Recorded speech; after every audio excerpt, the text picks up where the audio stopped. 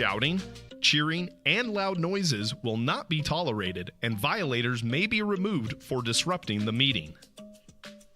Goodyear City Council meetings stream live on Facebook, YouTube, Twitter, and online at goodyearaz.gov.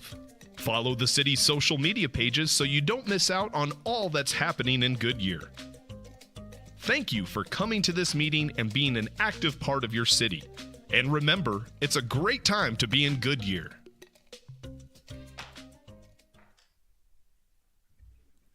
I'd like to call the regular meeting to order for September 11th, 2023. Please mark your present. City Clerk, please let me know. All members are present, Mayor. Thank you very much. Please rise as the Goodyear Fire Department Color Guard presents the colors. After that, an additional commemoration of the event of 9/11, we have a trio of singers to sing the national anthem. Trio called Sunkissed has been associated with the Solid Rock Team Center for several years.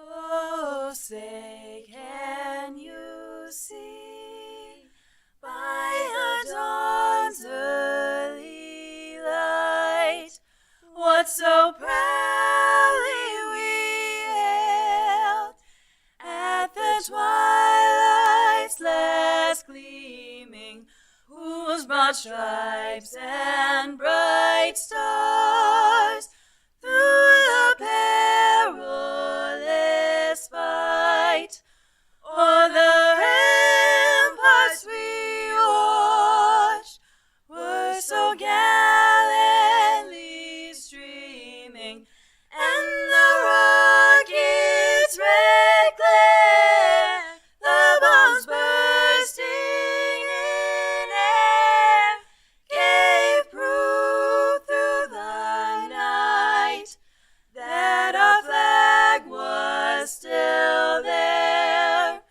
Oh, say does that star-spangled banner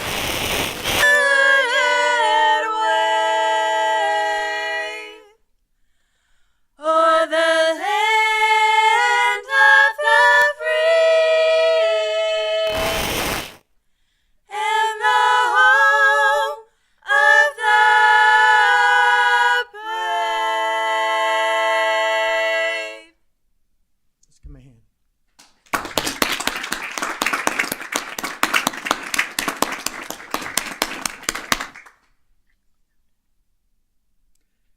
With that, could you please join Councilmember Gillis in the Pledge of Allegiance and a moment of silence? Pledge allegiance to the flag of the United States of America and to the republic for which it stands, one nation, under God, indivisible, with liberty and justice for all.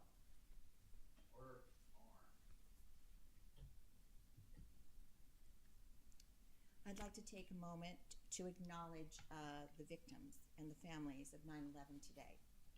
I also would like to acknowledge the people that have died since 9/11 until now from the toxic deaths from 9/11 as well. They are just as important for us to remember. I would like to take a minute, if you would, with grace, take that with me for a moment of silence today on behalf of these people.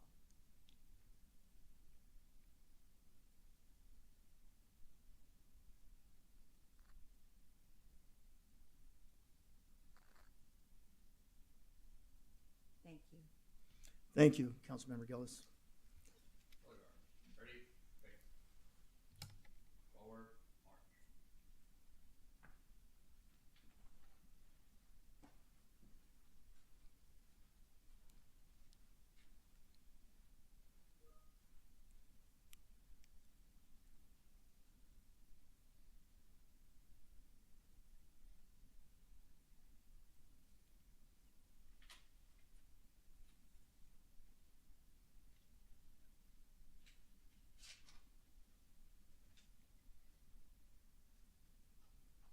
Go ahead and be seated. We'll get this meeting started.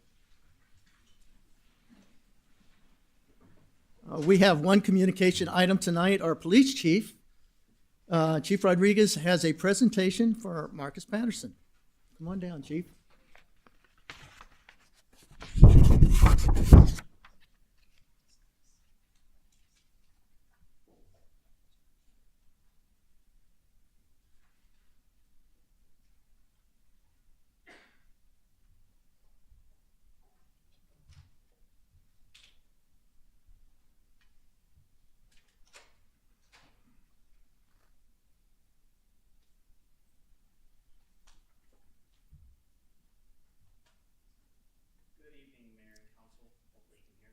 No, there you go. Okay. All right, good evening, Mayor and Council. Thank you for honoring me here tonight to be able to take a few minutes and recognize one of our leaders in our department that has served on the Goodyear Police Officers Association for 7 years as the president. It's a long time.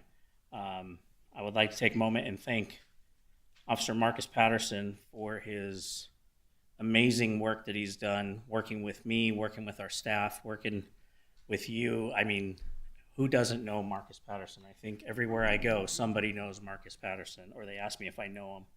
So with that, Marcus, I'd like to present this plaque for 7 years in your appreciation for your 7 years of service and leadership as the president of the Goodyear Police Officers Association from 2016 to 2023.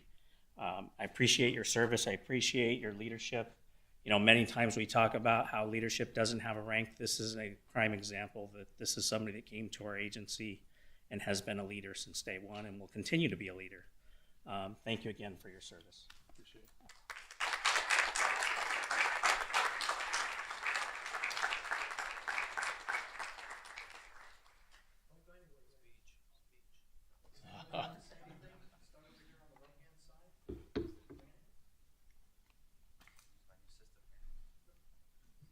No, I just want to say thank you for your service and for helping the city for the last 7 years and the union as well. So I appreciate all your hard work. So thank you. Thank you.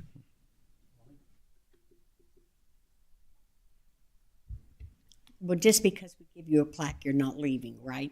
I'm not going in. Okay, great.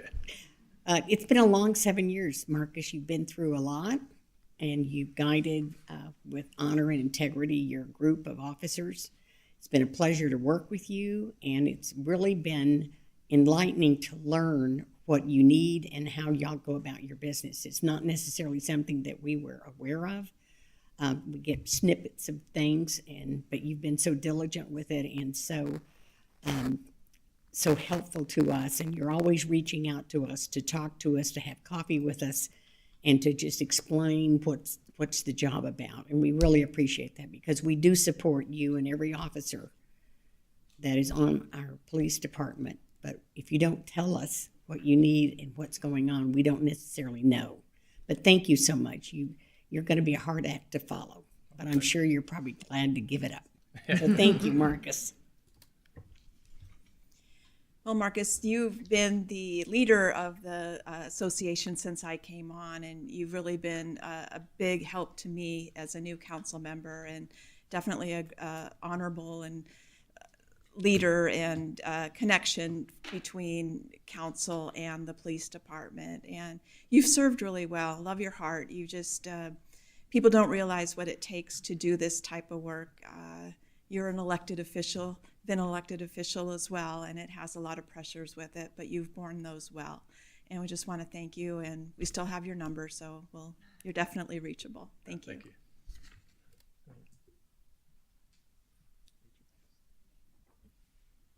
Oh, right. Yeah. try to figure out the new mic. Sorry about that. I want to thank you for all your service and all your assistance with the police department, and like what Wally was saying about your needs and everything that goes on, because I really think you give a voice, and that's a great assistance to the chief. That's a great assistance to us to hear what everybody needs. And I think you give it in a way that we understand and that helps educate us so that we can give you what you need and what your people need in the police department. I think it's a great team, and like Wally said, the plaque doesn't mean you get to go anywhere, so we expect to see you around a lot. So again, thank you so much for your service and your dedication to the city and to the citizens of the city as your number one priority. So thank you. Thank you. Bill? Bittersweet moment. We go back beyond the 7 years, but I think, Marcus, the way you've handled your relationship both with us as council, with city management, with the police chief is really a good testament to what we believe in strong labor management relationship here at the city, and moving us forward while protecting your members, which is your job, but keeping in mind what we have before us here as our challenge to take care of our citizens. So for that, I'm eternally grateful. I am going to miss coffee, so hopefully you still have my number and we can get together for coffee. But I know that you are leaving the organization on very strong footing. Obviously, you're still a member, so you should be able to sit back and point the finger and say, that's someone else's problem now. So, only in this regard, though. But with that, I certainly thank you and appreciate your effort. Thank you. I'm going to mention something, let Vicki go last because of how you guys work, but you know what? It's been a joy working with you over the years. I mean, we go way, way back. If I'm not mistaken, when I started in 2009, we had some talks back and then. So it's been a blast. I know you got that little princess of yours. I mean, that you got to take care of. So it's been a joy working with you, and I'm sure you can tell your successor, please look us up so we can get to know the new successor as well. So, okay. With that, Vicki. Who knew that when I started this, I would come to this and truly have a best friend, because that's what you've been.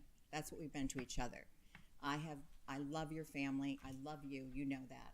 And you're not going to go anywhere for me ever. So we know that. We've already discussed that. I want to thank you for you are an exceptional leader. I've worked with police and fire across the United States. You know that. And I think we've got some of the best fire and police in this city. I say that all the time, but you are an exceptional leader. You take on things that would be hard for most people because you take on 50 things at one time. And I have respected that because you've been there for me when I didn't know what I was doing. When I first met with you and I said, I don't know. And you said, yeah, you want to do this. I said, not really. You said, yeah, you do. And I said, okay. So I appreciated you standing behind me and endorsing me and being there for me no matter what, in good times and bad, that we had our talks. I have seen your leadership personally, as well as your men and women that you have been there for. You are truly the kind of leader that a lot of us can only aspire to be. And I'm not just saying that because I'm close to you. I'm saying that because I really believe that. I'm saying that I know you're going to do bigger and better things. I believe that in my heart. And I know that I can speak for everyone else around us, and I can say that you will be missed by all your men and women, by all of us up here, and especially me. But I know that I will see you no matter what, because I know you're going to make my life miserable, so it's going to keep happening. So I love you, you know that. Thank you for everything you have done and everything you've been to this city. Thank you. You're welcome. With that, now's the time for citizens to come forward. And again, congratulations.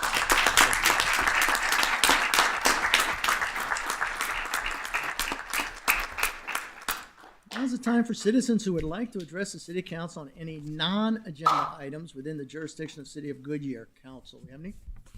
Yes, Mayor. Jennifer Barber.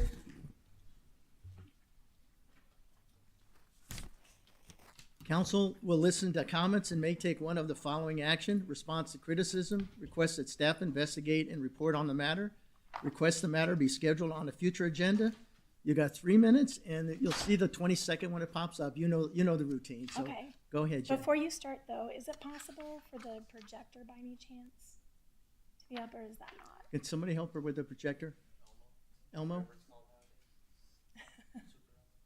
Super Elmo? Thank you. Pardon me? I'm not sure how effective it'll be. Okay, that's fine. You can certainly try.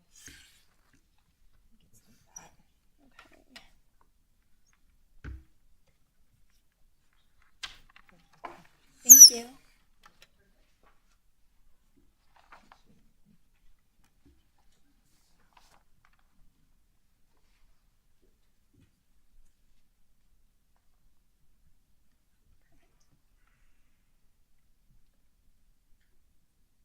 Great. Thank you. Okay. Now we can start the timer. Are we ready? Yes, go ahead. Okay. Good evening. My name is Jennifer Barber. I've been a resident of Estrella for 18 years. In this month's In Focus, Mayor Pizzillo explains that the city cannot unreasonably restrict development. However, you can be reasonable. It was just a few short meetings ago where 5 of you approved a drive-through only 150 feet behind a residential home. And that is your power.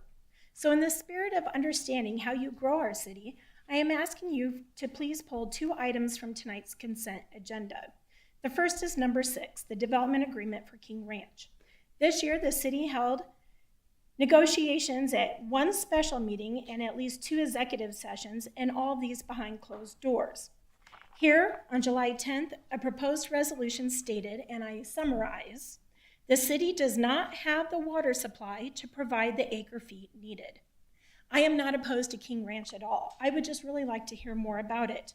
I would like to know how the city got from Goodyear doesn't have the water to being on the consent agenda.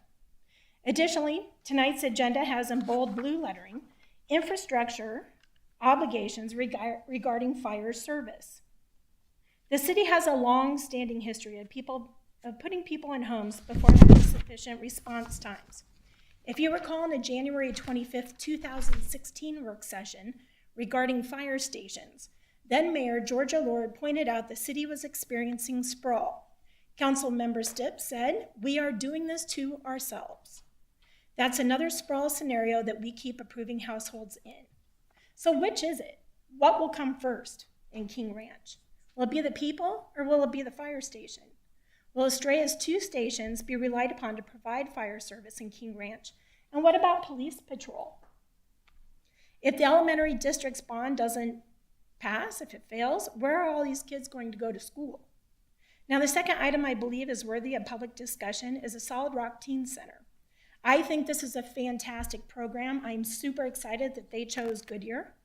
But what I'd like to know is in the staff report, it says the potential use was expanded at the tenant's request to include other non-commercial uses associated with the operation of a teen center, but that term is not defined, and the use of the premises could be expanded into unknown areas. With all due respect, a consent agenda is for the more mundane items. When we're talking about water, fire service, unexplained staff reports, I really feel that the people deserve to know what's happening. So again, I respectfully request that you pull those 2 items, and I look forward to hearing more. Thank you. Thank you. On number 6, did you want to talk about that specifically? Because it's my understanding the development agreement is not for homes. So go ahead. Yes, I'm on off. Sorry, this is new. Just so for your information, for number 6, we are quite aware of the developmental agreement. This is only for the Cotton Lane Bridge. Homes, fire station placement, water issues, roads, schools, that we are so far away from that. This is only for the Cotton Lane Bridge reimbursement to the city. And I think that covers that one. Christopher, I think that's everything? Okay, yeah, I checked with Christopher just to make sure so we would be clear so there's no misunderstanding. The other issues will be taken care of. Obviously, water supply is something that is looked at for any new area, and we will look at that. We have Barbara who works very well with the water supply to make sure that we do have the water. We have our 100-year assured water supply, and we will make sure that before anything's there, that those are taken care of. So just so you know. On number 7, I wanted to pull that anyway because I was hoping that Jeff would come up and speak on some of the things. This is something I've been working on for a long time. This is something that we do not have in the city of Goodyear, which is a teen center, which you can expand their art. We're going to have things such as dance. We're going to have music. And it's my understanding you have art as well at that facility. So with that, that's what we expect to have at that facility as that kind of goes forward. We were fortunate to cut a deal. So before I open it up to the council, yes? We need to close the public, call to the public, and then we can move to consent where those Oh. items are. Oh, We're okay. still in the call to the public. Oh, so what do I close need to- that, Move to consent and have Darcy. Oh, okay, I'm sorry. No more cards. All right, no more cards? Okay, sorry, I jumped ahead. Go ahead, Darcy. The consent agenda? Yes. Okay. Number 2, approval of minutes. Number 3, authorize the execution of an IGA with the City of Avondale for Human Trafficking Task Force. Number 4, conditionally approve the final plat of Able Ranch Phase 2, subject to stipulations. Number 5, approve the form of 2 partial terminations, 1 drainage easement and 1 vehicle non-access easement. Number 6, adopt resolution number 2023-2346, approving the form of a development agreement for King Ranch, conditionally authorizing its execution, providing direction, authorization, providing for the termination of the approvals and authorizations provided in the resolution, and providing an effective date. Number 7, adopt resolution number 2023-2352, approving the form of a lease for the lease of city property, conditionally authorizing its execution, providing direction and authorization, providing for the termination of the approvals and authorizations provided in the resolution, and providing an effective date. Well, since we already covered 6, I can go ahead now with 7. Is that okay? The one I'm going to talk about? I have a question on 6. You have a question on 6? Go ahead. I think this is for the attorney. Item 6 is for the Cotton Lane Bridge. Correct, Mayor and members of council. The previous version of the development agreement that was previously drafted back in July with a previous potential purchaser covered more expansive topics, including some water topics. All this development agreement addresses is a past due debt owed to the city from the previous owner of King Ranch. And that was for their proportionate share of the Cotton Lane Bridge from 18 years ago. It's about $16.8 million. Working with the new potential purchaser, which we covered, we've resolved the repayment of that obligation to the city so they can close on the property, so they have some certainty closing on the property. Some of the language that was referenced recognizes there's going to be future development discussions and likely a future development agreement that covers all these other areas of development, as Councilmember Laratona referenced, that need to be worked through after they close and assume the ownership of the property. Only addresses the Cotton Lane Bridge obligation. And is the debt for the bridge has already been paid? That's correct. So we are actually getting reimbursed from a previous development agreement that had expired, and Correct. essentially we were, it was too bad, so sad, until this development agreement. That's correct. And I think it's important for the public to understand that we have had multiple executive sessions on this, so we know exactly what we're voting on.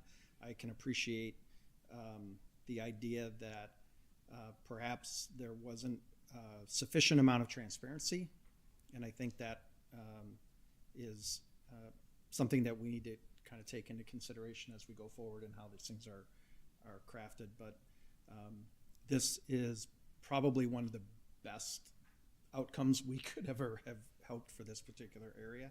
So I'm appreciative of both the staff and, quite honestly, of Harvard's willingness to try to make us whole on that.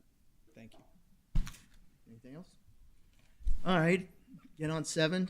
I'll pull that also because I wanted to hear from Jeff. Can you come on up and tell us a little bit about your organization and how this is going to work? Certainly.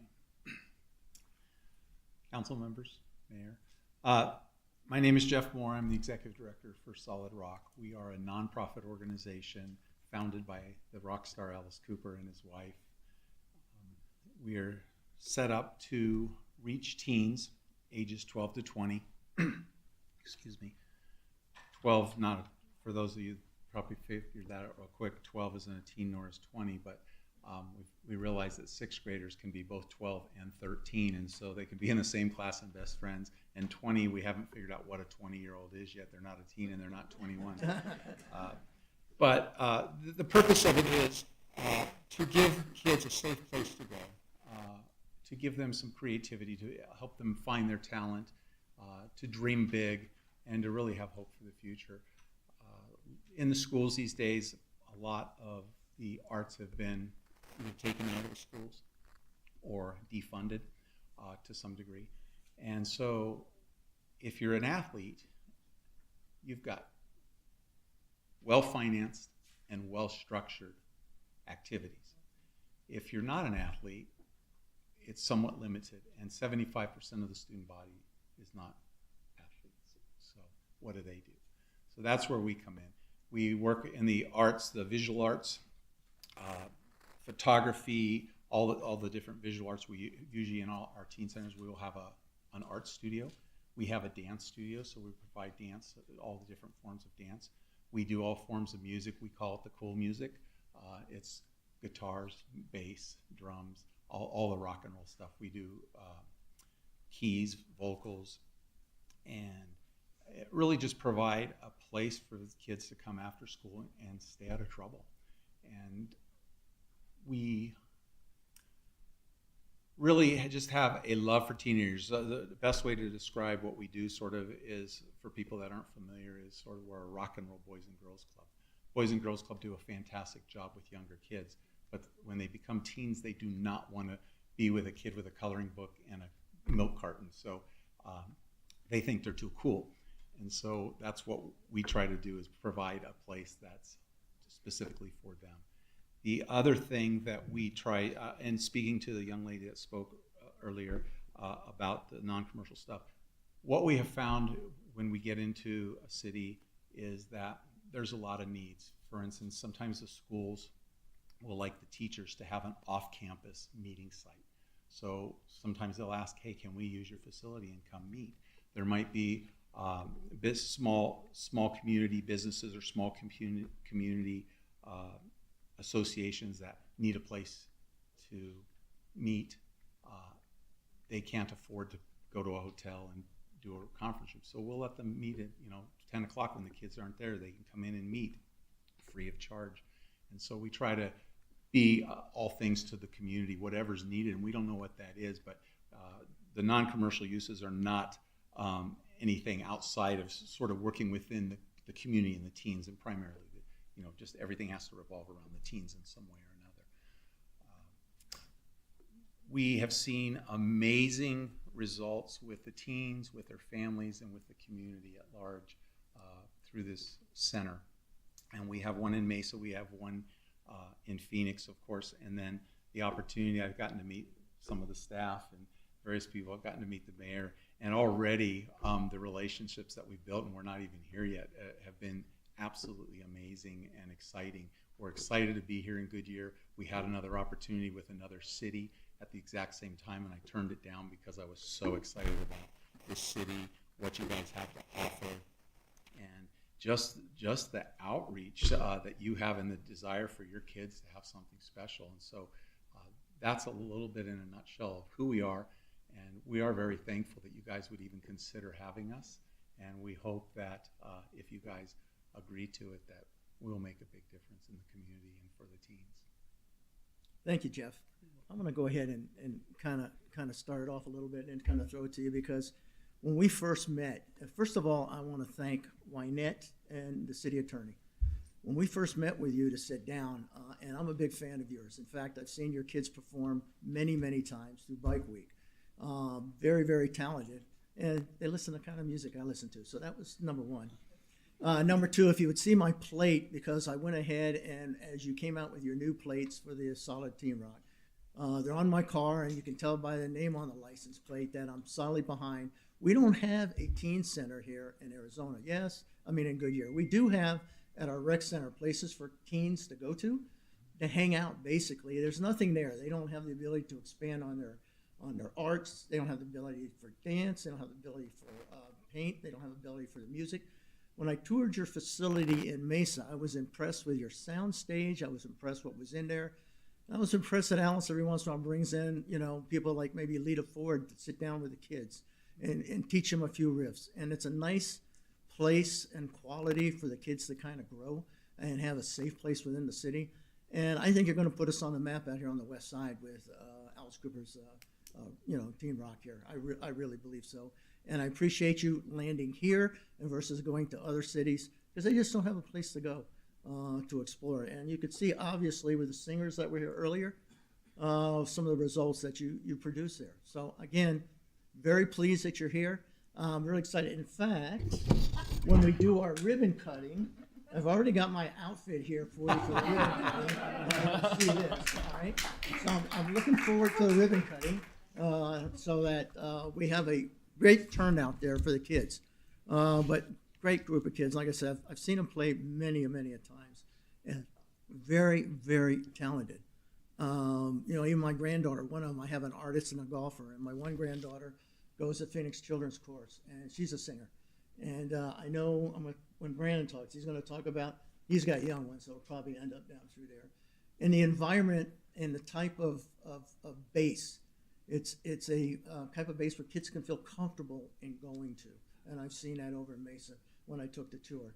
And I can't thank enough of your staff, enough of our staff, because it's all a team effort. When we first met, I said, you know what? That's something we could use here in Good. We just don't have it. And I think it's going to draw around. In fact, I got a letter today from Megan Rico, who's at the Aquafria High School District, who said this is going to be great for their kids. The fact that they're going to have something close that the kids can go to afterwards is going to be fantastic. So you've got a high school already signing on. So I'm really looking for greatness out of your kids. And I've already seen them perform. And you've got some really good kids that are in there. And again, we need things for our young people to go to. In our city, we really don't have it. And unfortunately, they're hanging out at the rec center, but it's not really a place for them to expand on their arts or expand on their music or expand on their dance. It's just not there. This is the first thing that I know of that's going to be broaden all of it. Now there's dance studios and whatever, but not to the extent that you bring to us. So I appreciate what you're doing. Thank you to Wynette. Thank you, Lord, for everything that you've done on this piece. And I can't be happier to bring something for the kids because that's what I would love to see here. Thank you. Much. Anything else? Brandon. I'll try to make it quick because we're all very excited to have you here. So I'm very excited to have Solid Rock Foundation in Goodyear. Like the mayor mentioned, I have 3 kids and they're all that around getting real close or already in that age group. So I've already been prepping them. I want them to go do those things. I played guitar, I sang, I was in band and things like that as well. So I'm very excited for the teens in our community to have an outlet as well.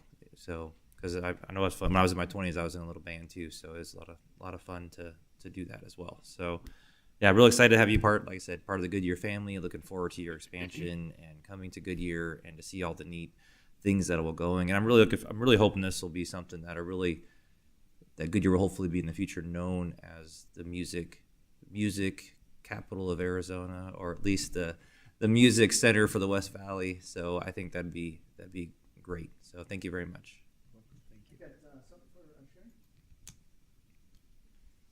Sorry, I'm still trying to figure out the new microphone system here, so if I speak too loud, I apologize.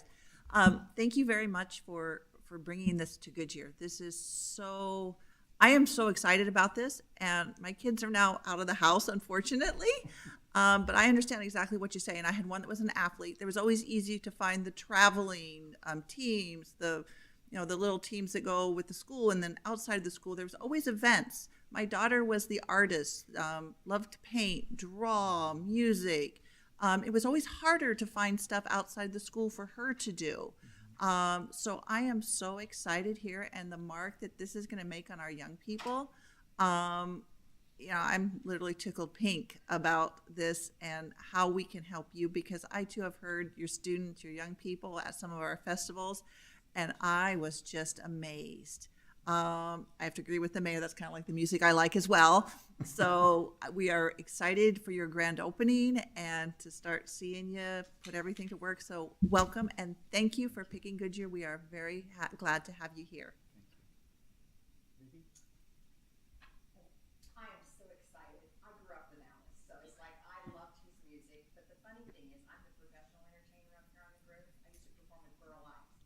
kind of different. Borough, Alice. Borough lives, yeah.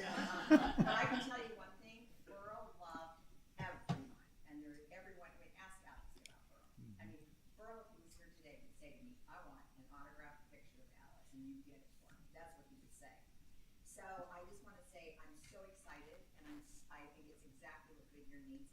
I am so excited for the kids, because I think there's a lot of arts and music being taken out of the schools, and of course, those of us that are entertainers are angry about that, because that wasn't the way it was when we grew up. That's how we became who we became, you know? So I just want to say, super, super excited about it. And I hope he's going to be at the opening when we do it. He needs to be there. Also, I want to say, is my mic on? Okay. I want to say thanks to Rorik and Wynette. I know how much work they put into it, and this was such a big deal to come here to Goodyear. But also, I think we need to really remember who was really behind this, the guy with the shirt, our mayor. It killed me when I saw the license plates the other day. I just went, I want those. So he is awesome for wanting it to come here. The shirt is awesome. He will be in the shirt. You know that, right? He will. He'll probably have the black eyes and everything. We'll help him get him. But anyway, we are so lucky to have this man in Goodyear. I'm sure you would attest to that. Very lucky to have him here and want some of these things that are important to our community. This is going to be a huge asset. Thank you very much for choosing our city. Thank you for having me. You're welcome. Thank you, Jen. Really appreciate it. I see I've got a motion and a second up there. Since I got a motion and a second, can I get a vote?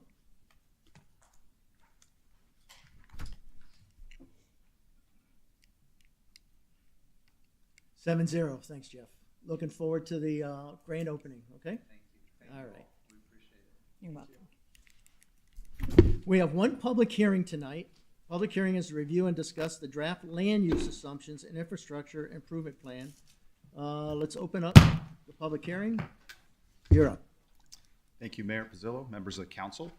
Tonight, we are having a public hearing on the land use assumptions and infrastructure improvement plan, which are two reports that are part of the update for our development impact fees. And development impact fees are established to ensure that new growth pays for growth-related infrastructure. It's heavily regulated by state statute. Part of those statutes say that we have to update these two reports every 5 years. We last updated in October of 2018, so we're right on schedule for our 5-year update. Also, in accordance with state statute, we did hire Tischler Bice. Ben Griffin from Tischler is here today in the audience to prepare these two reports for us. Our schedule right now is that we will have new fees in place on April 1st of 2024. The two underlying reports that I'm here in front of you tonight with the public hearing, we worked on them really for the last year. We've been working on these two reports. We put a public notice out in July, and we will be continuing with action on October 16th. So after those are done, we will then turn to the fee adoption portion, which will run through April. We'll get right down to business. Comparison of single-family residential permit amounts for both the south and the north area. We'll talk about the south and the north area on the next slide, but just a comparison to other surrounding cities, we have a 3% increase in the south, going up to about $18,300, remaining fourth on this comparison list. We have a 2% increase on the Goodyear North, up to $16,400, which is right behind the south in this comparison. So the land use assumptions are a growth forecast. So we do a forecast looking out for the next 10 years. We do split the city into two growth areas, the north area, which is north of the Gila River, and the south area. The north area, we use Maricopa Association of Government MAG population numbers for our forecast. In the south area, we actually got with Harvard, the developer in that area. They have a couple of water and a wastewater master plan that they have created, and we used the growth factors that they had used in that report. Those growth factors really mirror what's in MAG, but we went that step to use those specific reports. This map here is the map that we use for police, fire, parks, and streets. We have separate maps that match our water and wastewater service areas. So those fees aren't a citywide fee. They're limited just to where our water and wastewater service areas are. So the land use assumptions, we expect over the next 10 years to increase by 64,000 residents, bringing us to just over 170,000 total in 2033. Likewise, jobs will be increasing by over 10,000 in that time period. And why are those two numbers important? Because that is what sets up our anticipated demands for infrastructure. So population and jobs directly impact our fire parks and police infrastructure needs. We do some extra math for our streets, water, and wastewater, where we convert that population and job increase to housing units and non-residential square feet, which allows us then to drive to the weekday trips for the streets and the gallons of usage for water and wastewater. Those assumptions allow us to build the infrastructure improvements plan, which forecasts the necessary infrastructure and the costs associated with them. We then take those costs and we allocate those out by unit, housing units, non-residential square footage, the meter size, or the usage in gallons. A few changes we're making from our last study. The first, our fire fee is going to be a single fee citywide. We previously had a north and south fee, but the fire service is provided citywide in the same manner, and we should have one citywide fee. So we are combining that into one fee, just like we have for police. For streets, in the work session earlier tonight, Doug Sandstrom, our finance director, talked to you about excess construction sales tax, and we'll talk a little bit more about that on the next slide. But we're looking to offset specifically the streets fee with that excess construction sales tax.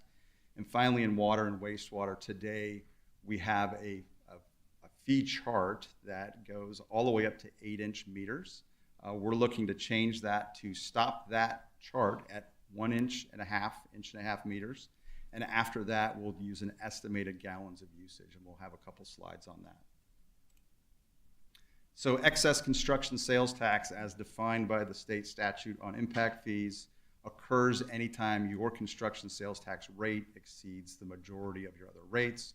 And as was discussed earlier tonight, our construction sales tax is 3.5%, and the majority of our other rates are 2.5%, so that 1% difference is considered excess construction sales tax and shall be applied as an offset to costs based on our state statutes. Currently today, we use this for reimbursements of development agreement credits, so agreements that we've had in place that we need to reimburse for. Many of those agreements have either expired or they have run their course. So we have excess construction sales tax that we need to use to offset additional costs. And we're looking to reduce the streets fee actually to $0. And the reason why we picked the streets fee is based on the map we saw earlier. Streets has a citywide benefit. Construction sales tax is collected citywide. So we want to make sure we apply that offset across the whole city.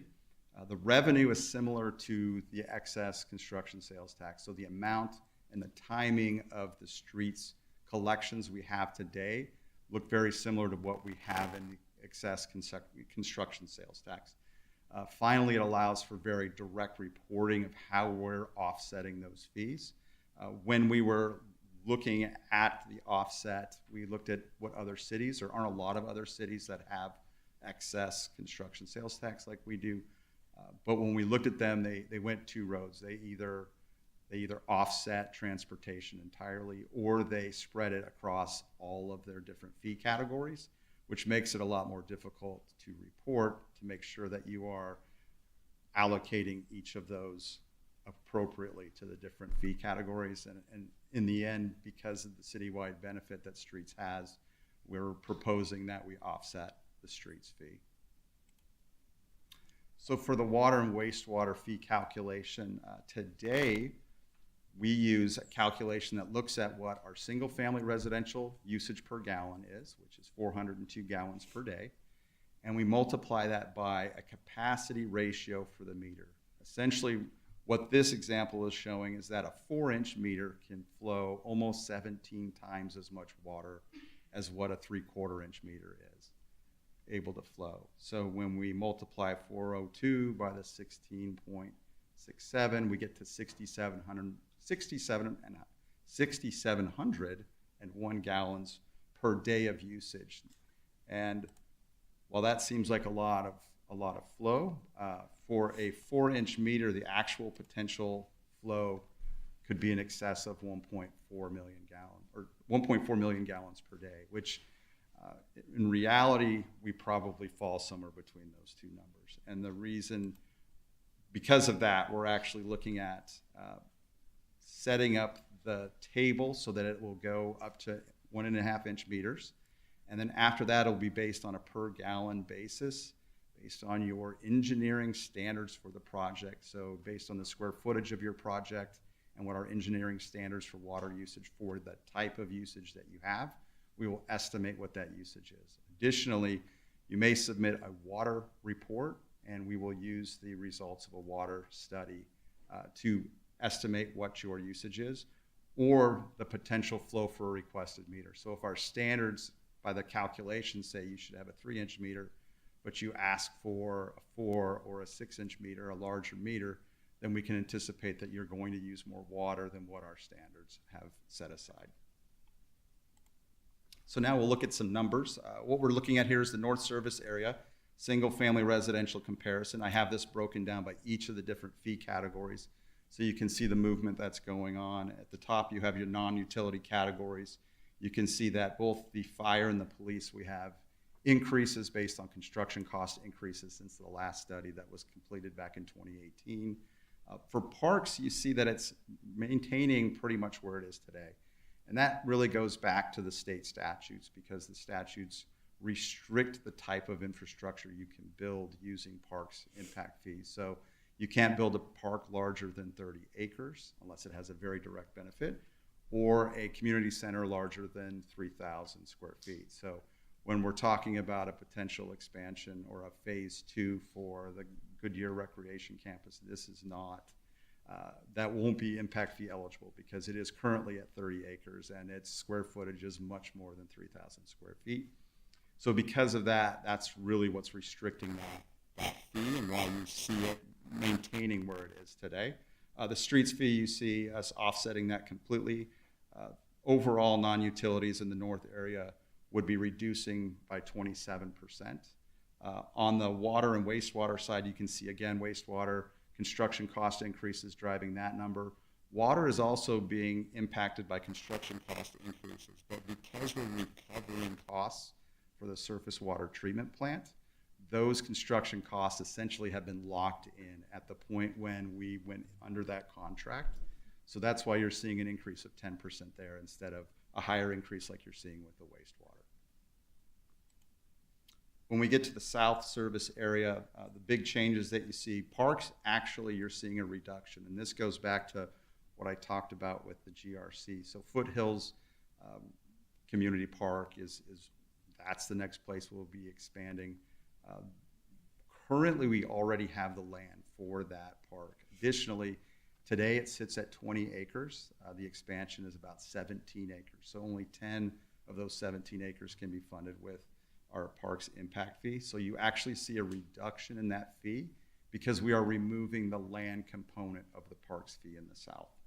You see down below the line with utilities, water, a similar increase to what we saw in the north. Wastewater increase substantially higher than what we saw in the north because of the size of the project. So the Goodyear Water Reclamation Facility that's in the north area is larger and more established than the Rainbow Valley Water Reclamation Facility expansion that we're looking at in the south area. Really, that shows why you have more than one zone, because the costs in those areas are different. Overall, 3% increase. Now we'll look at some of the non-single family residential. You can see the impact of that change that we're going to make to the water and wastewater fees. So in the north zone, we're looking at a commercial example, about 3,000 square feet. This example has an 1.5 meters, so it still falls under the chart, so to speak. You can see a reduction in non-utilities, mostly because of the reduction for the streets fee, because with that fee going to zero, that impacts, it reduces those non-utility fees quite a bit. You can see in the utilities area increases in in line with the construction cost increases we saw with the single-family residential. We'll look at a couple of very similar projects.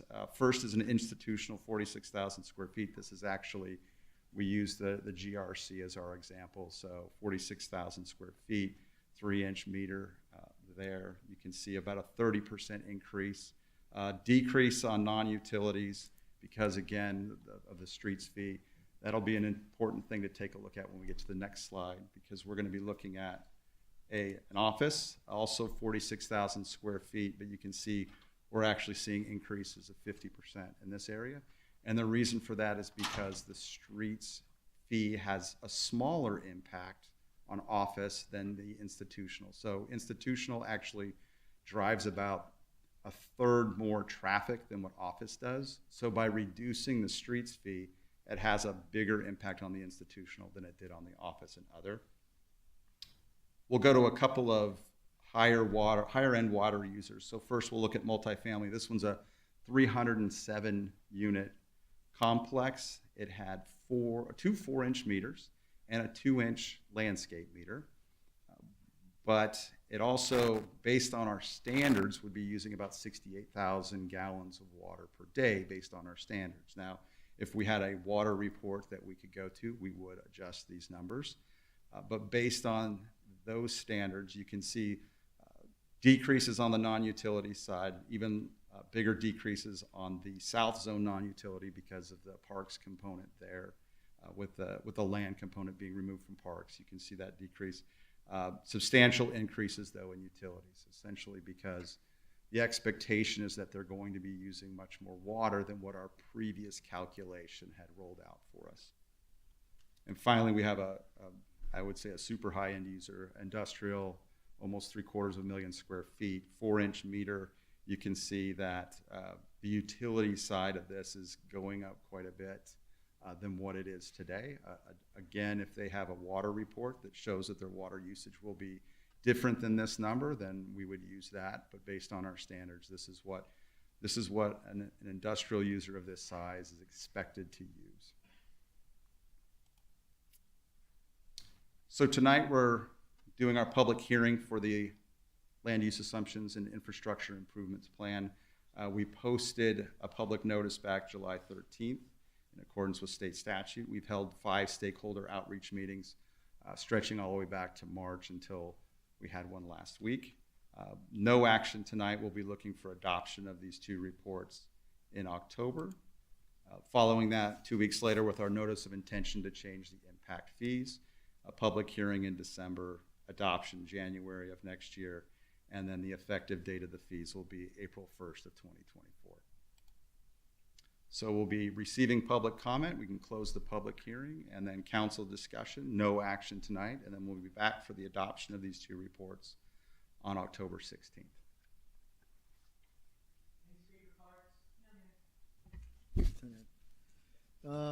Anybody in the audience like to speak? All right, seeing none, close public hearing. This item does not require any action from the council tonight, but we are going to open it up for council discussion if anybody wants to. Let's see what I have. I got Brandon up first. Yeah, I just want to say thank you for the presentation. It's really important to update and look at all the impact fees over time. And I appreciate the stakeholder meetings that you had as well. I see some stakeholders in the audience, so I appreciate you working with them and giving them up to date and then providing input as well as we're going through the process. So thank you for the presentation. Yeah. Who's up next? Vice Mayor? No, me. Oh, no, Bill, excuse me. Me. Campbell. Oh, sorry. Go ahead, Bob. Somebody. He's got to call the roll. One of those nights, Wally. Oh, Go ahead. Jerry, my question is really very simple. I don't want to be first out of the gate with all of our fees. So are other cities doing exactly what we're doing? Are they on the same timeline that we are on? Or what? I mean, how do we know what our neighbors are doing? So, But we ask you this every time we do this, so. thank you, Mayor, Council Member Campbell. We aren't the first. Good. But we're also not the last. Cities are, some of them I would say off cycle, so to speak. So the statute came into play back in 2014, so you would expect that 5 years later and 5 years later Right. you would see similar.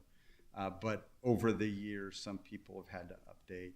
So like Buckeye Central, for instance, located here, that one was last updated in 2020, which I would consider kind of off cycle. So they wouldn't need to update again for about another 18 months or so. So we're not necessarily the first out of the gate, but the timing of these varies now because of you can update sooner than 5 years. You just can't go longer than 5 years. So some have taken the option to, if they had some development come in and they needed to do something specific for that development, they may have come in off cycle and done an update.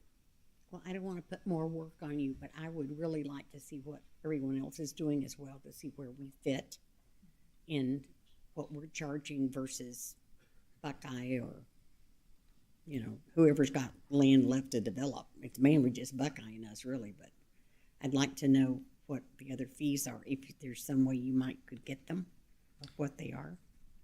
So the chart I have up on the screen right now is that is the comparison with other cities. Well, you can compare it, but now is Apache Junction 21,000 or 22,000? Or is Gotcha. it 24,000? And Gilbert, did they write it? They're a little over 20,000. So, you know, I'm just trying to, I want to know what my neighbors are doing. Because that He wants the numbers. yeah, I want the numbers because that is how development goes. I want to know what the other cities are getting, what they're charging, and if we're in the ballpark. Because if we're not in the ballpark, we're not going to have the development that we still need, especially in retail. So, if you don't mind. Absolutely. And I have don't the need it numbers tonight. behind- We have them behind this graph, so we can Perfect. certainly get those to you. Thank you very much. You good? All right, what I got now? Councilmember Stipp?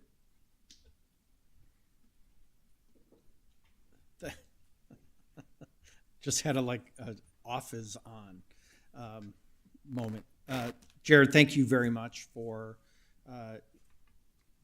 I think, working this whole process through from the very beginning. I think these numbers were 21 or 22,000 when we first started. It may have been a little higher. Maybe it was 25 or 27.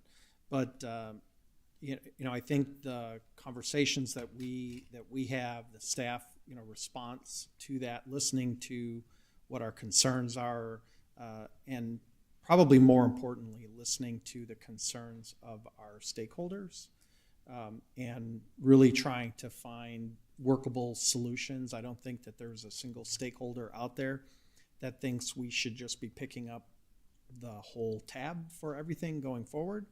But I also get where they don't want us to be throwing everything on their plate and saying, well, we have no responsibility in this. So I'm hoping that the nods that I see from a couple of heads out there is an indication of a positive outcome through this.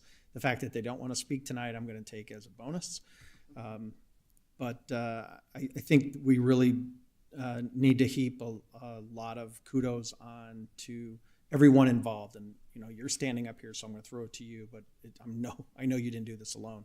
But just thank you for getting us to this point, to protect our future and to protect this public-private partnership thing that we call growth moving forward. So just a huge thank you.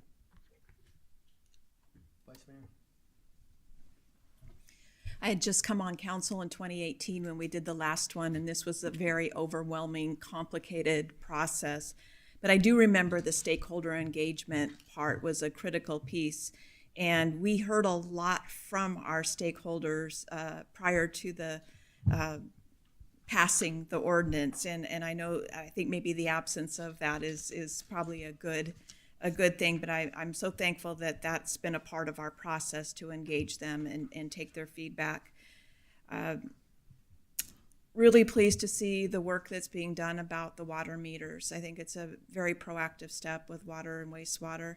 And certainly usage is now very much more critical than we had thought in the past. And unfortunately, all the infrastructure just costs so much. It's a different world since 2018 when we did this last. So thank you for the work. I'm glad that you were able to get the numbers down, and this is where we are. So thank you, Jared.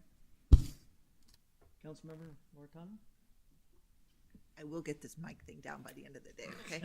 So thank you, Jared, and I appreciate you working with our community stakeholders about this. I think it's very important. I'm very visual, like Councilmember Campbell. So can we get the chart for the other, you have single family up here, but when you do the chart, do you mind, I hate to ask you to do that, can you do the chart for the others too to make sure we're in the ballpark for all of the different areas? Absolutely. Sorry to ask, but it does help me visualize where we're at when I can kind of see the amounts and the little lines for everything. So thank you very much. Much appreciated. I think we're really on a good track. Okay, seeing no more coming up, let's see. There's no further discussion. We'll move on to the next one. Thank you. I'd like to remind council to wait for the motion and a second for discussion. Next business, get an update on the general plan 2035. Go ahead and introduce yourself. Want to jump the gun there, Kylie? No. Yeah, he said he. Go ahead and introduce yourself, Steve. Good evening, Mayor and Council members. Steve Correcchio, Planning Manager. We are pleased tonight to bring you a draft general plan that was distributed for the state-mandated 60-day review. From that review, we did receive a healthy amount of comments. We did receive some good comments. So we feel good at where we are right now in the process. Matt Kleisico, our general plan consultant, will go over this in greater detail. And after his presentation, we're hoping the council will authorize staff to move forward with finalization of the draft. With that, I'll turn it over to Matt.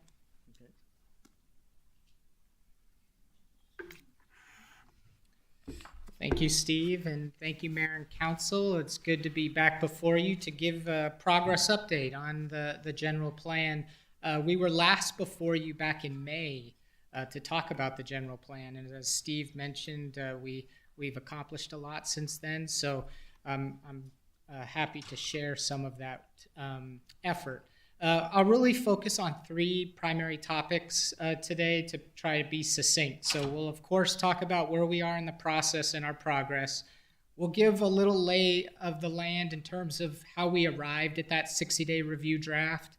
And then, as Steve pointed out, we'll share some of the review comments that we received that are leading into developing the final plan that will come before you in a couple months. So, this graphic is maybe familiar to many on the council and hopefully some in the audience. It's our progress chart that shows the four primary phases of this general plan effort. So you can see the three primary phases of recognize, enrich, and achieve. And then engagement, that fourth phase, is intertwined because it's a very critical aspect through the life of the project. So while we see that each phase has some bullet points under those subtasks that were accomplished in those, I'm not going to talk about all of those in specifics. What I'd want to focus on is that little green arrow at the top of the screen as it moves along the progress. And so you can see that we're moving into that achieve phase, that final phase of this effort. So we've completed that 60-day review draft. With the benefit of making these final adjustments, we're having our work sessions and discussions in hopes of moving into that final adoption phase. And through that adoption phase, we then, if we receive council approval, would put the general plan on the May 2024 ballot for voter ratification. So that's kind of the totality in terms of where we are. We're in that home stretch. And we really, through all of that effort, as I mentioned, outreach has been a critical component. And so we've enjoyed getting out to the residents and hearing about what they hold dear about Goodyear, what they see in terms of the future for the city, and making sure that we incorporate that into this plan that will guide the city over the next 10 years. And so our community outreach, hopefully you see this slide and feel that it was robust, because that was our goal. We had a fantastic, I mean, fantastic general plan committee. So we really appreciate those volunteers. I know Goodyear does such a good job of showing the gratitude to those volunteers, but they were just very instrumental in being a sounding board, right, to us throughout this process. We can get out to the public, we can hear what residents are saying, but when we have to roll up our sleeves, we need those residents that will really get down into the weeds with us, and these members did just that. We met over 9 meetings, multiple hours each meeting, multiple topics, and so they were always willing to ask tough questions and give good feedback. We had our community workshops, 11 workshops across the city. So we had 3 rounds in 3 locations, North, Central, and South Goodyear, and then also 2 meetings down in Mobile at the beginning of the process and near the end of the process. And I'm actually happy to say Mobile is one of the meetings that we had some of the strongest attendance at. So those residents, while they might be a smaller community within Goodyear, they have very focused needs, and so they came out and shared those with us.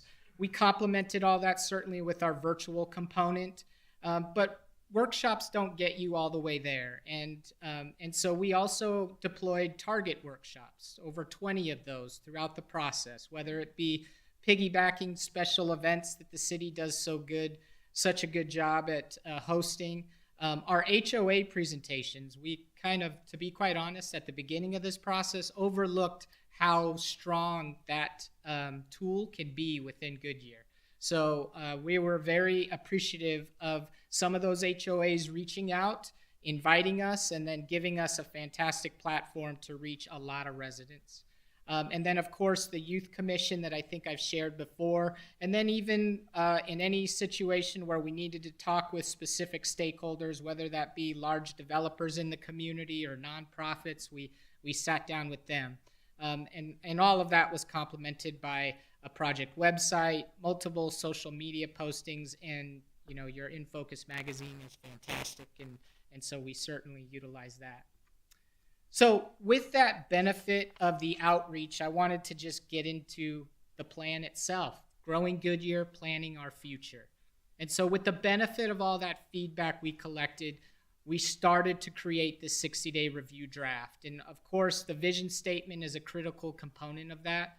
This vision statement was actually enhanced based off feedback from residents and our general plan committee. The current vision statement is very succinct, to the point, and through conversations it was felt that Goodyear's maturing, evolving, and so we really want to capture the details that go along with that. So this vision statement was expanded upon, but still kept the very succinct aspect at the end there of Goodyear maintains a high quality of life for all to live, work, visit, and play. So that vision statement creates the foundation, right, of then establishing fundamental strategies.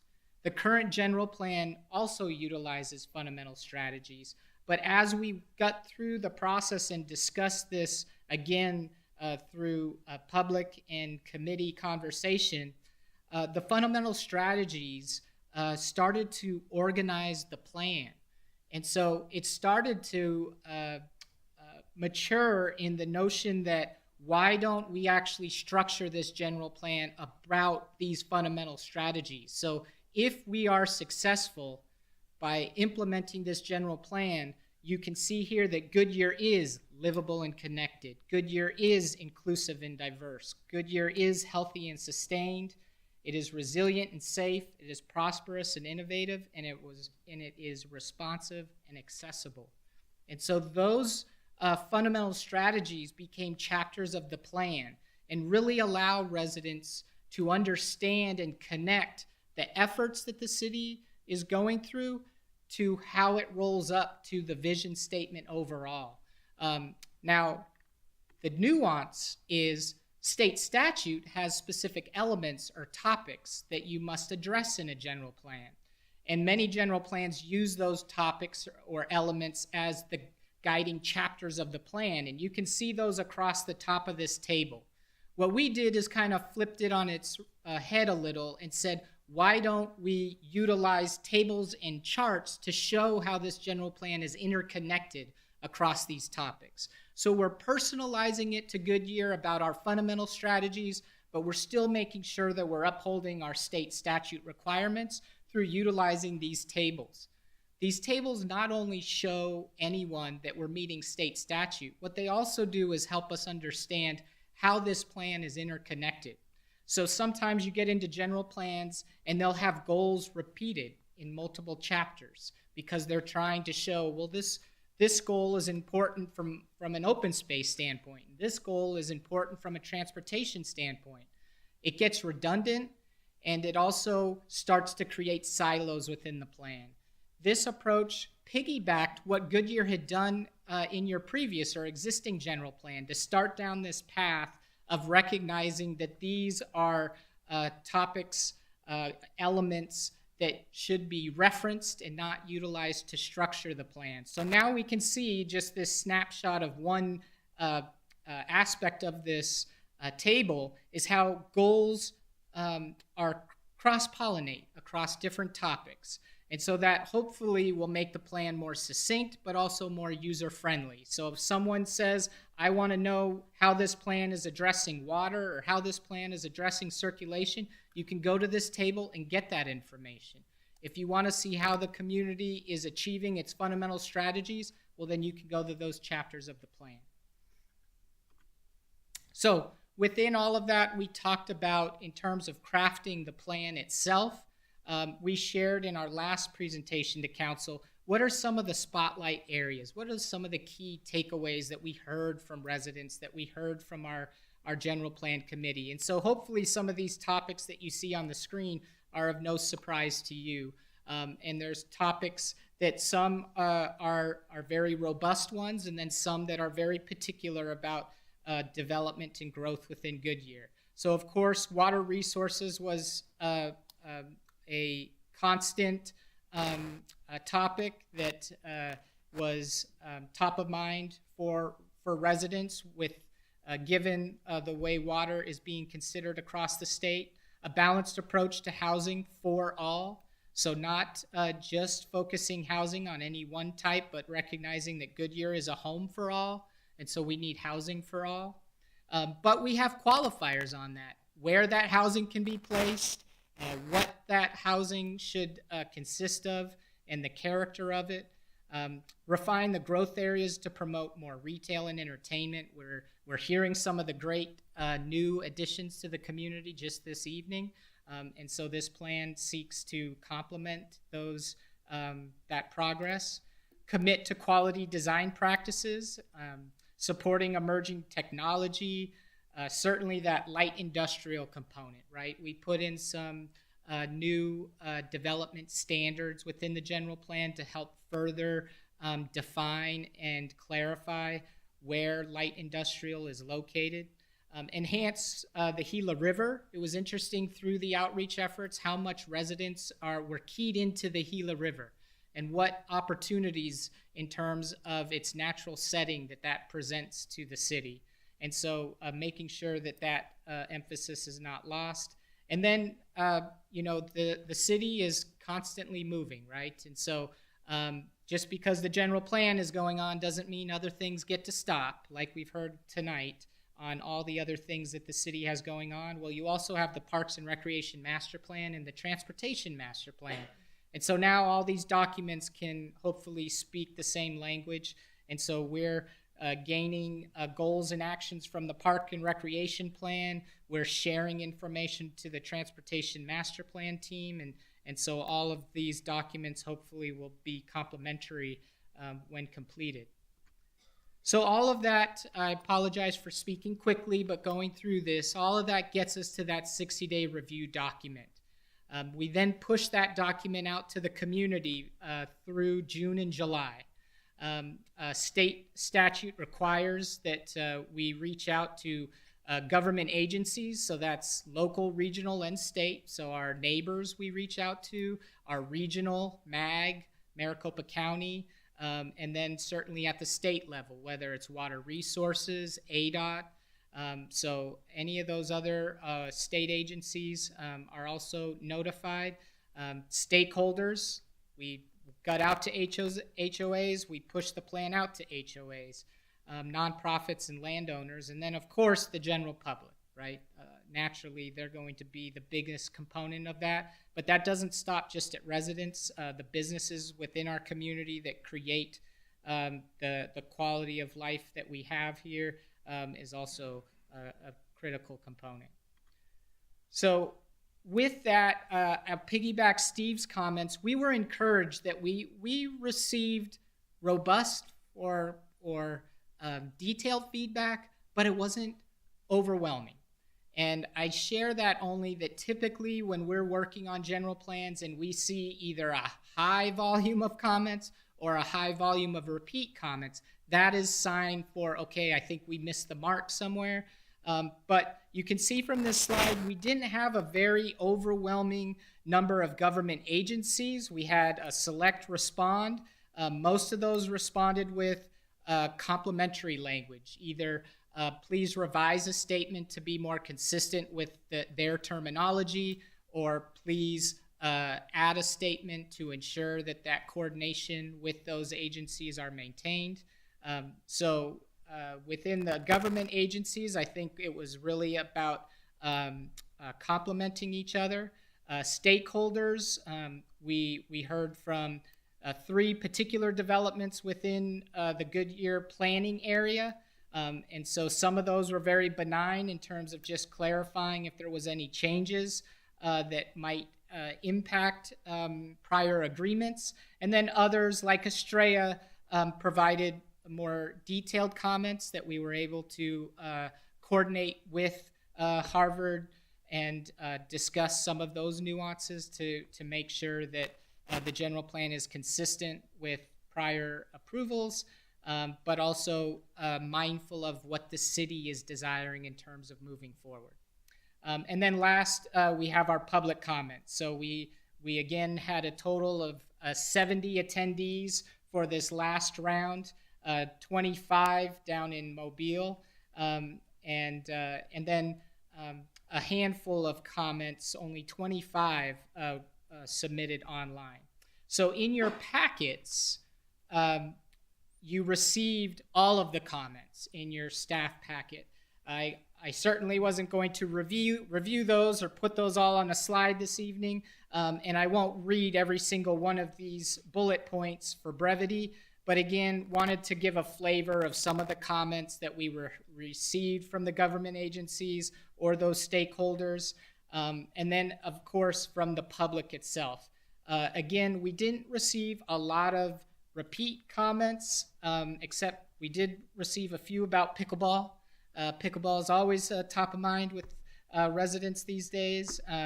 But beyond that, I think a lot of the comments that were shared through this 60-day review gave us an opportunity to go back in, refine some language to make sure that we're making those connections so residents can see it. So in some instances, it was, it's a long plan and residents need to be guided to where that information is. And in other instances, it was, hey, I think we can upgrade some of the terminology here to be more specific in relation to the feedback received.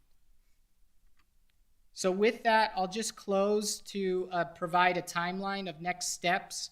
We have our Planning and Zoning Commission public hearing number 1. So statute requires that we have 2 public hearings, one off-site at a different location than City Hall.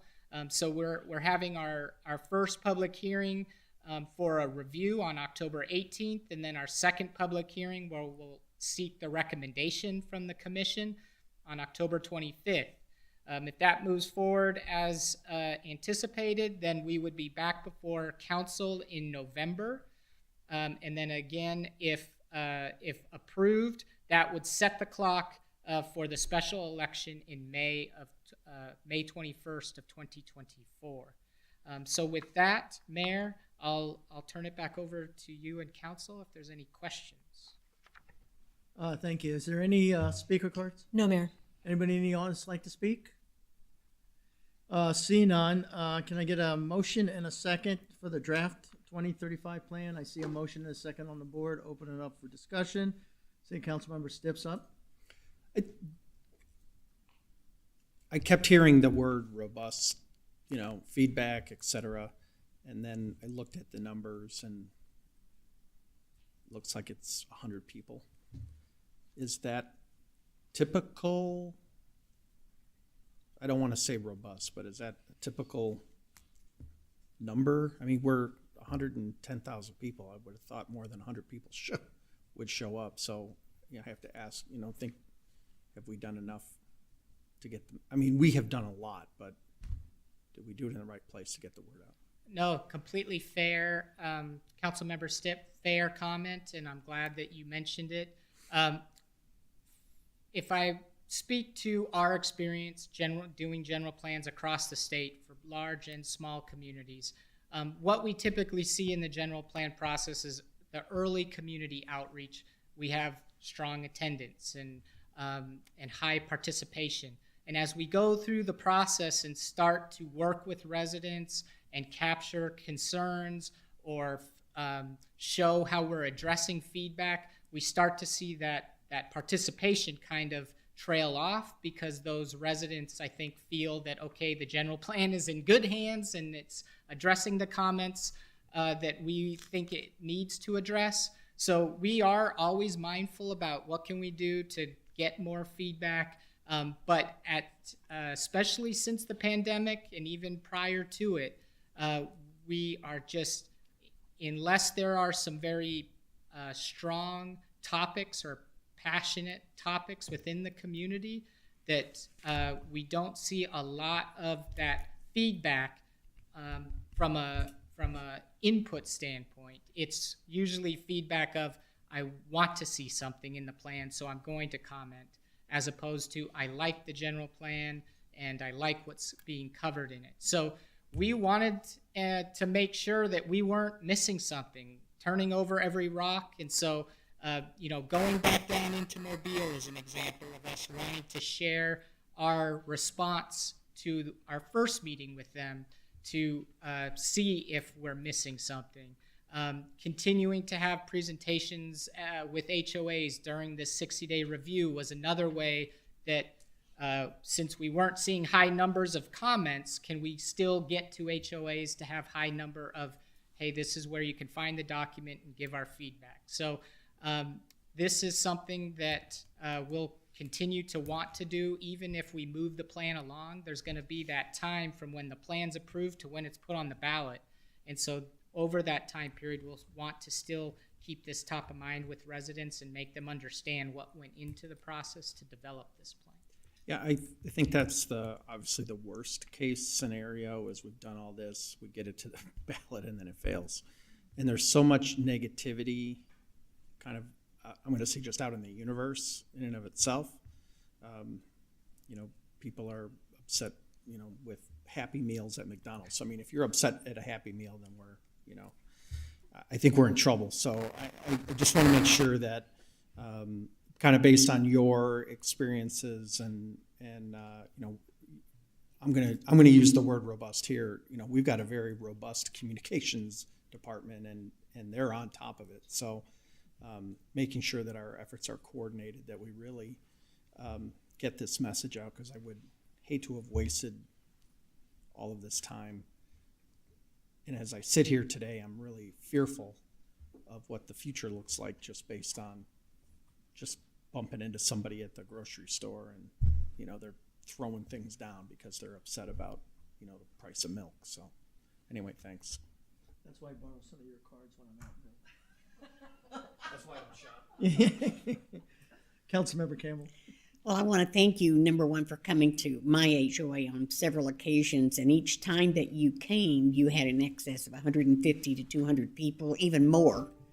And it was my takeaway after talking to many of them is that they did not feel that we were butchering the old plan and throwing it out and starting all over. And they were very comfortable with the direction we were going, and they appreciated the opportunity to have you explain the statutes, why we do it, how we do it, and what we have to do.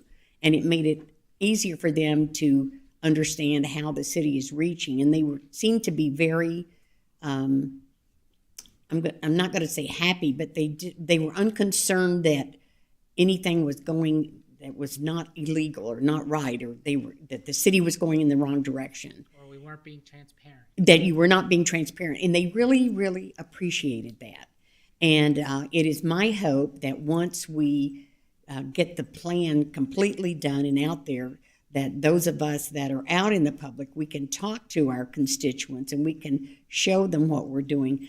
I know that we always want to see hundreds and hundreds of people come out and participate in some of these open forums, but that's just not what happens literally. The last open forum I participated in was when we were planning the library, and we manned the library boards every afternoon for a week. And some days we had a lot of people and some days we didn't have a lot of people, but just the public knowing we were out asking what they think, they really embraced it, and they embraced our library. And I think they're embracing our general plan because they can see that we're being very thoughtful and that we're not throwing out the whole plan and starting all over.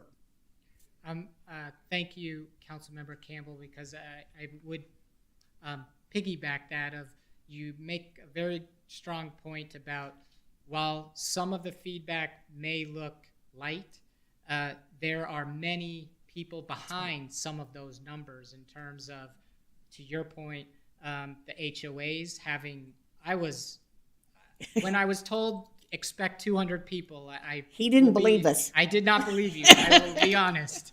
I will admit that one. And it was 200 plus. Yeah. Every time.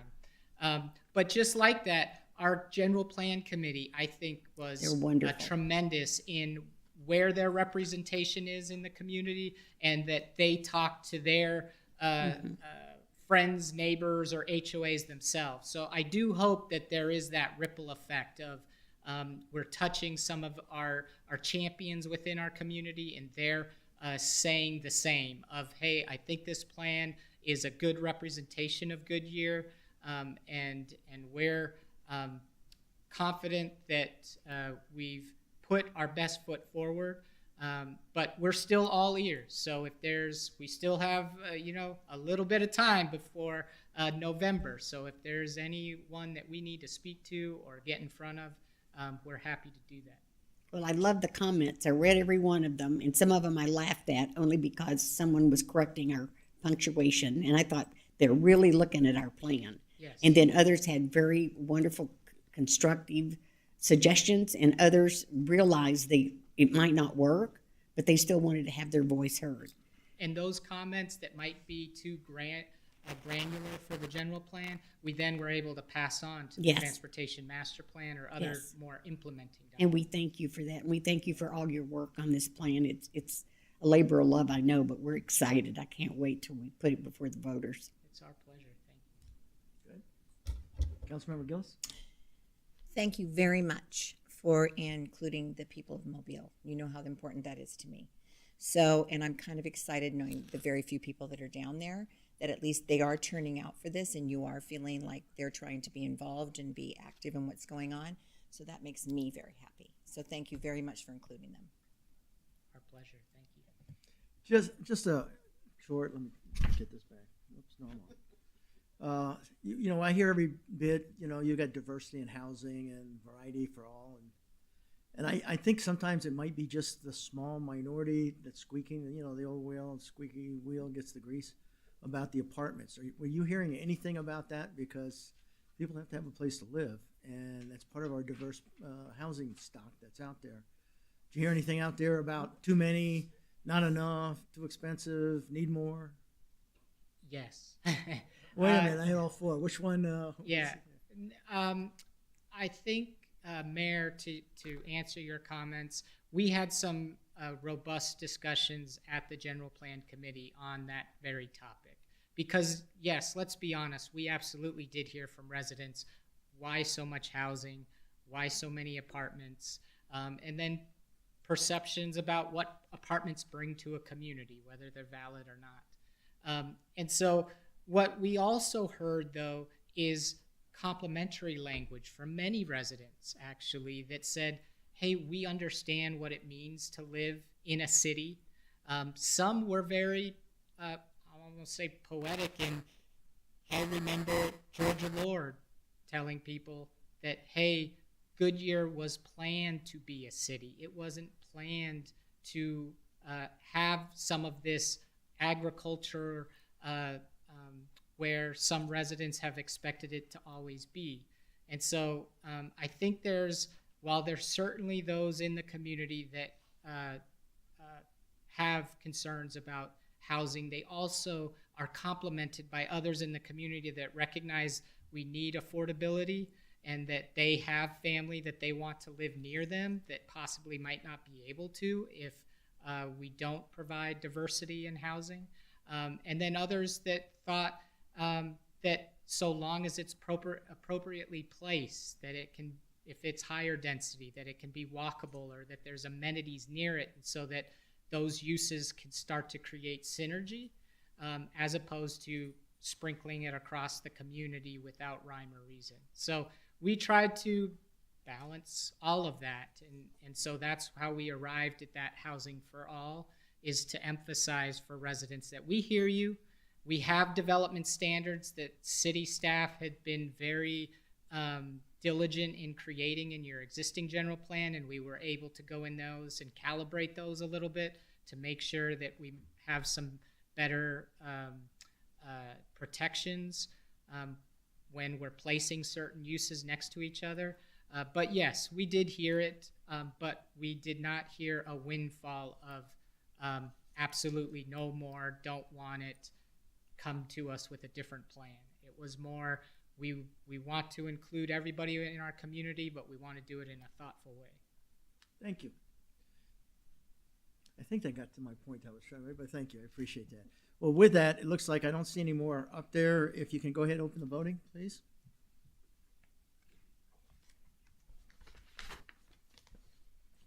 Passes 7-0. Now, Gailey. Next item on business is to consider approving a request for in-kind services for the American Heart Association West Valley Heart Walk. Go ahead and introduce yourself for the people that are watching us.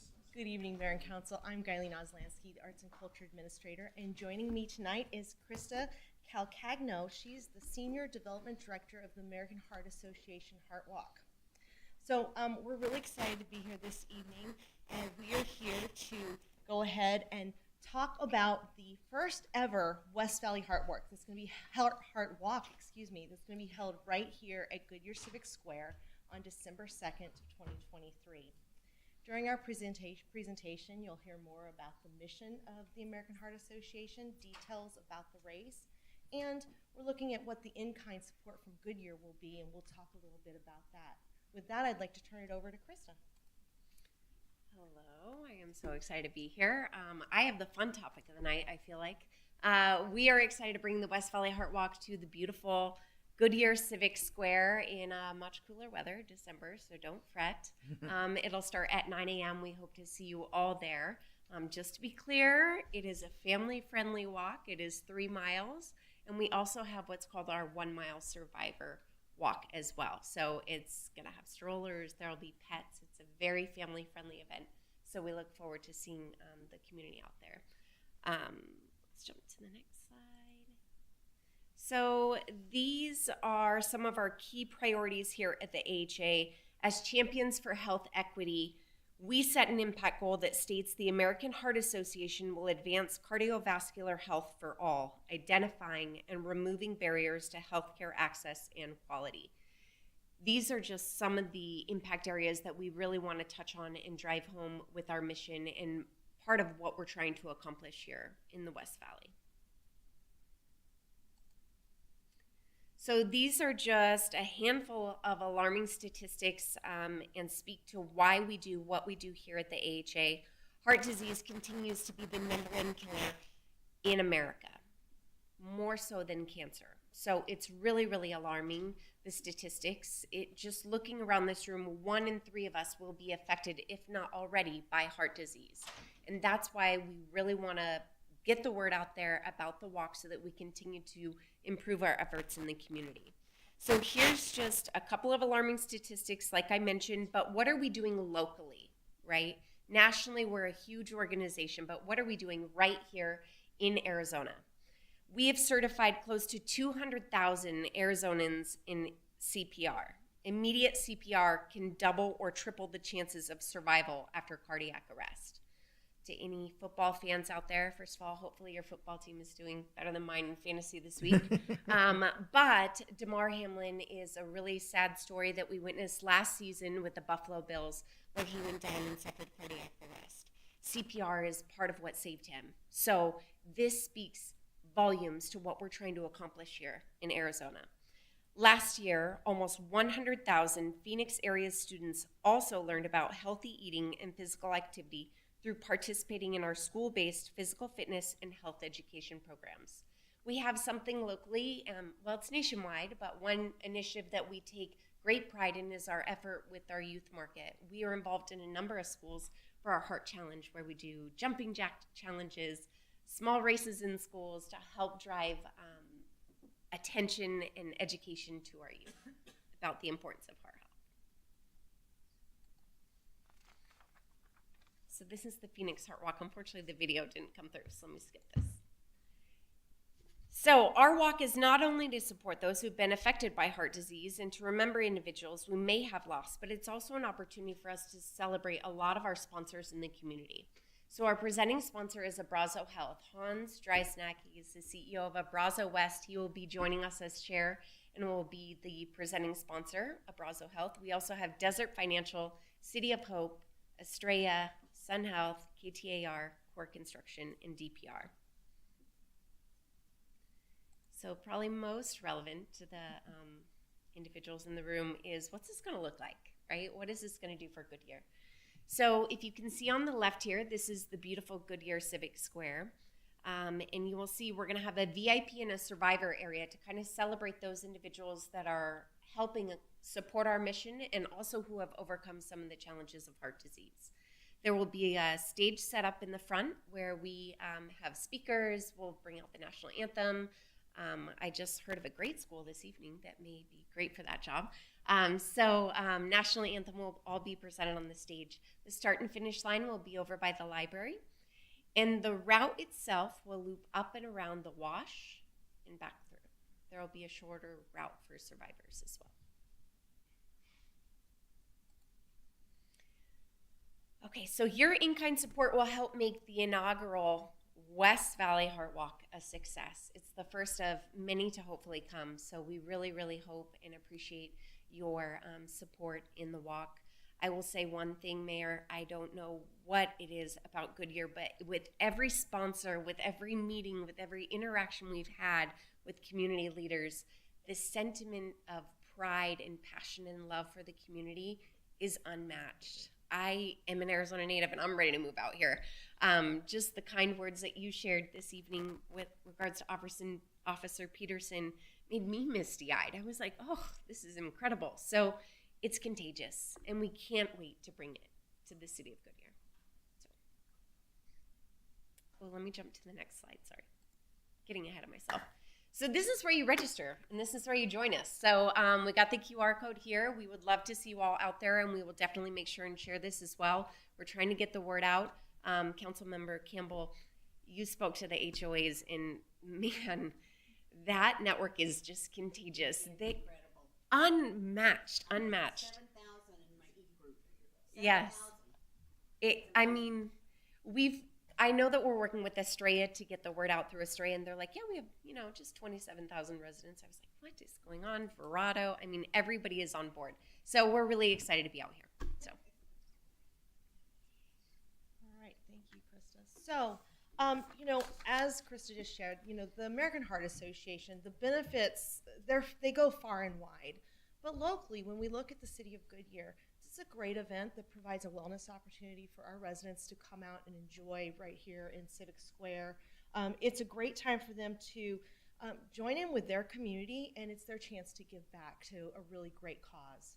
So to make this happen, let's talk about the in-kind contributions. So the American Heart Association really wants to put on this great successful event, and they've been working with our staff in the city to discuss what that looks like.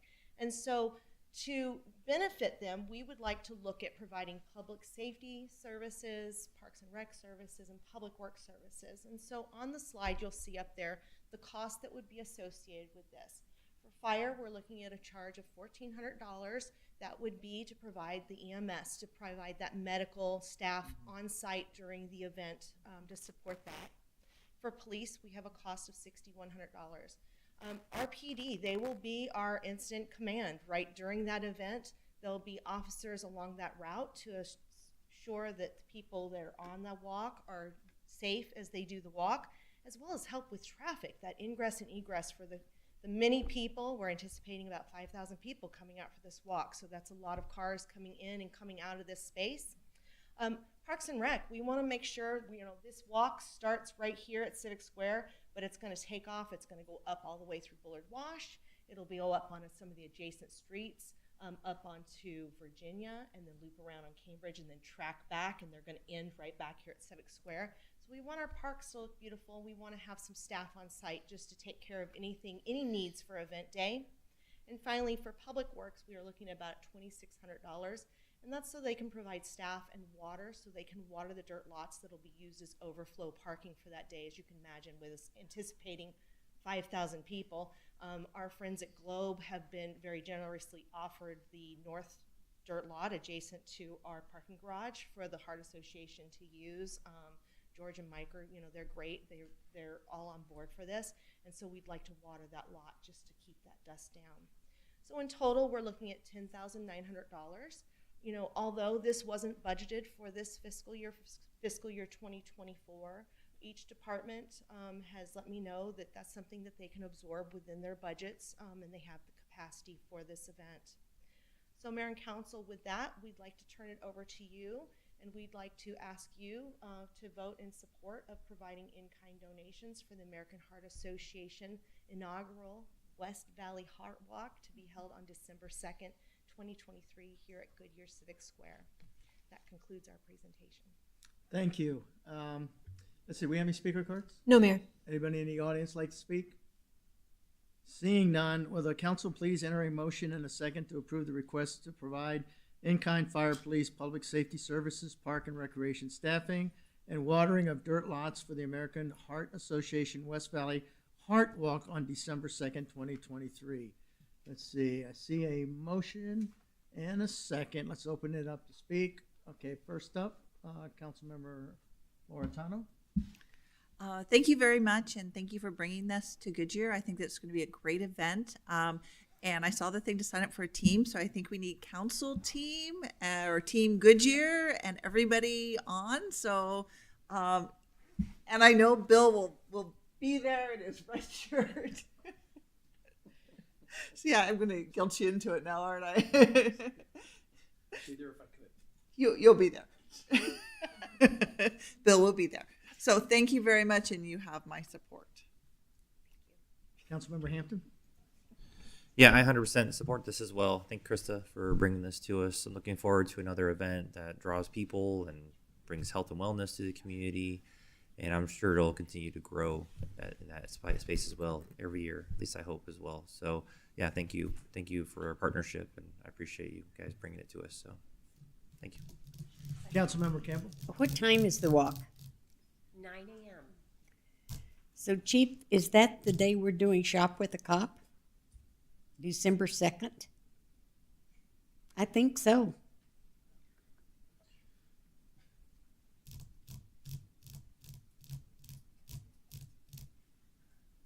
I may be a week off, but I don't know. December 2nd sure rings a bell. It is Shop with the Cop at 8 a.m. Yeah, we have Shop with a Cop at 8 a.m. that morning. And we're going to have all of our off-duty officers that we get to take our children shopping for that day. Not that it's going to, it's just that some of us are not going to be able to participate because we're shopping with the cop. Thank you, Mayor. Thank you, Councilmember. Yeah, I just wanted to Campbell. bring that up now so that you knew that.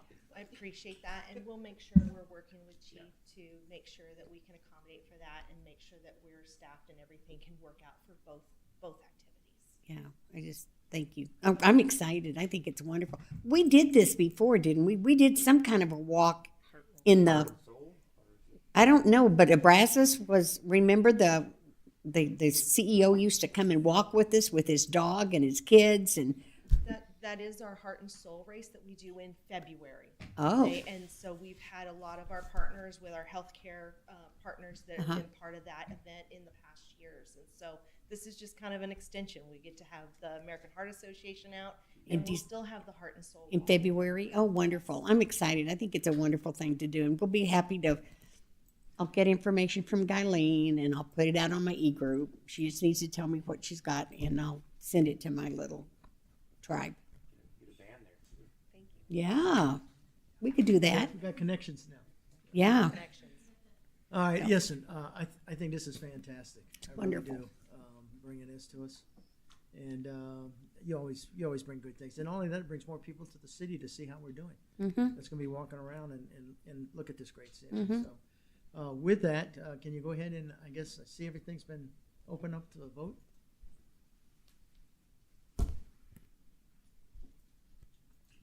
Seven zero, you got it. Thank you. Does the council have any comments, commendations, or reports on current events they'd like to talk about this time? No? Then does the manager? No, Mayor. All right, well, the next meeting will be a work session on September 18th at 5 o'clock. Don't go anywhere. A vote may be held to call an executive session for the following reasons.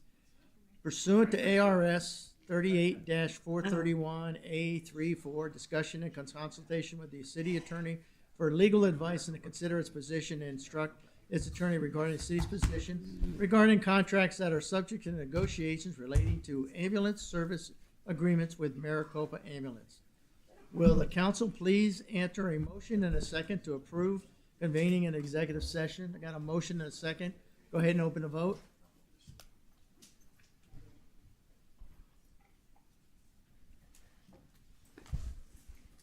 Passes 7-0. We'll now adjourn in executive session. I guess we got to go up, right? Oh, my goodness.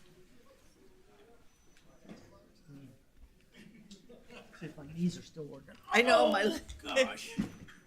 If I sit too long, I get up, my knees are like.